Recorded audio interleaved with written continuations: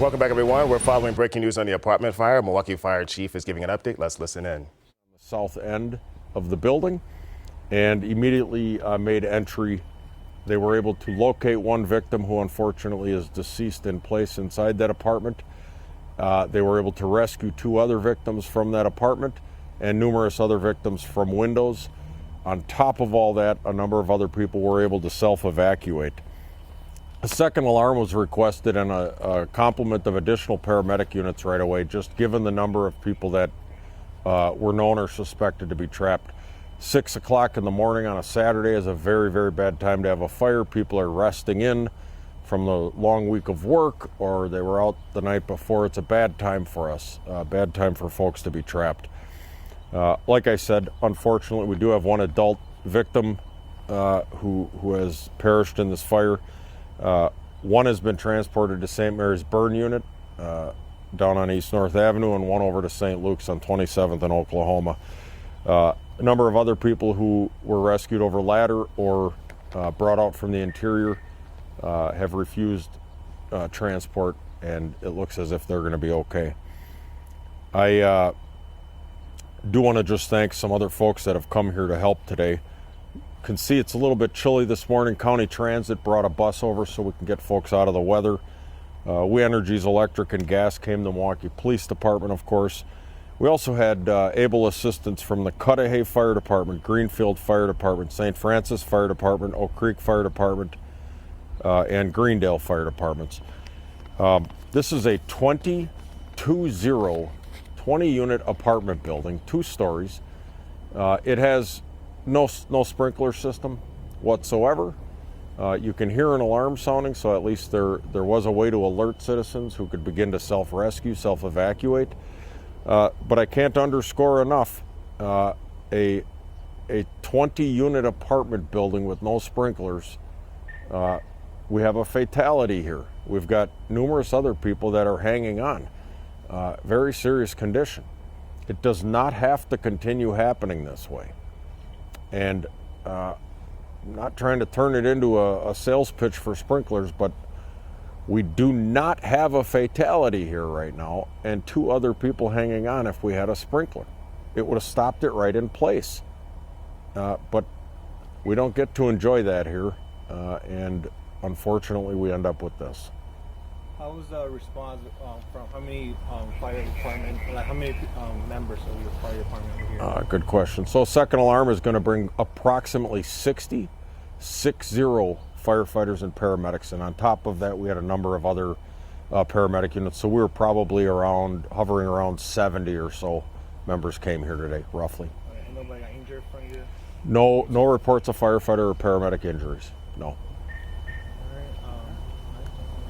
Is there anything that you want to say to maybe the wider community about maybe trying to take it into their own hands for getting sprinklers installed in these buildings? Maybe take it to landlords? Yeah, I will just point out that 3 pieces of legislation were just introduced at the state level, dealing specifically with existing structures that may not have sprinklers, dealing with a funding source so that landlords could retrofit buildings for sprinklers. And the third escapes my brain at this moment, but there are ways folks can help. They can start to contact their elected officials. They can start to ask when they're renting a place, does this building have sprinklers? Make the inquiry. This is no longer conjecture or hypothesis. It's happening here right now, and there's too much of this going on. So contact the people that you have elected to work for you. I would like to also add the First Due Engine Company here, Engine 17 from 13th and Layton, just a few short years ago was not a functioning engine company. It had been shut down in budget cuts, and that was reinstated as a result of Act 12 and sales tax initiatives. And so that engine company was available, the paramedic unit housed with it was available, and they were able to get in here first due and effect the rescues of those that could be saved. Familiarity with the building, they spend time in this building responding on other smaller alarms or emergency medical alarms, very, very familiar with the building. I was very proud of their initial attack and their rescue efforts. Kudos to that company. I mean, this is only a couple months after the Highland Park fire that happened just recently. Yes. How does it make you feel as one of the first responders that have to kind of go into the thick of it here? Well, we deal with what's left. We deal with what society and what the elected officials would like to leave their constituents dealing with. And if it's just acceptable in the list of priorities to have people living in buildings with no modern fire protection, that is what your elected officials think of you. That is what they think. That is the priority. If they're going to leave you in a building with no sprinklers and they're going to make no concerted effort to get that turned around, that is the answer. Don't ever let there is no such thing as, well, we want affordable housing and sprinklers would tip the scales. What they think of you is your life is less important than the profit to be had from a rental unit. That is what they think of you. You make no mistake. And I'm done mincing words on it. We have too many dead people from this now. So that's how I feel. Is this considered a total loss right now?